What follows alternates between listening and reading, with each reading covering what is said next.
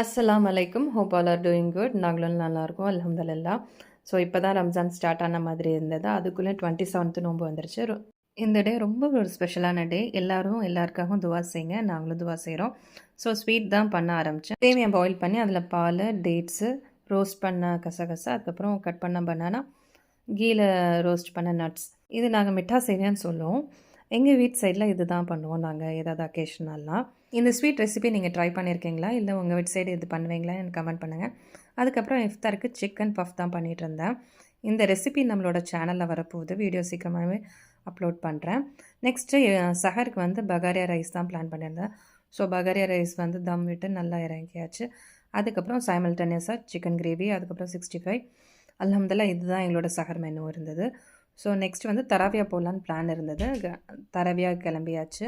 மஜித் மினார் வந்து ரொம்ப அழகாக டெக்கர் பண்ணியிருந்தாங்க, கலர்ஃபுல் லைட்ஸ் வச்சுட்டு. அதுக்கப்புறம் பயான் ஸ்டார்ட் ஆகிடுச்சு. நம்ம இந்த மந்தில் ப்ராக்டிஸ் பண்ணது எல்லாமே இந்த இயர் ஃபுல்லாகவே நம்ம ப்ராக்டிஸ் பண்ணால் நம்மளோட அமல்கள் வந்து நிறைய அதிகமாகிட்டே போகும். எல்லாத்துக்குமே துவா செய்யுங்க. அதுக்கப்புறம் அங்கே வந்து டீ, ஹீர், அதுக்கப்புறம் கிட்ஸுங்களுக்கு சாக்லேட் எல்லாமே கொடுத்துட்டு இருந்தாங்க. என் பொண்ணு பயங்கர ஹாப்பி ஆகிட்டா. அல்ஹம்துலில்லாஹ் எங்களோட டே நல்லபடியாக முடிஞ்சது. உங்கள் டே எப்படி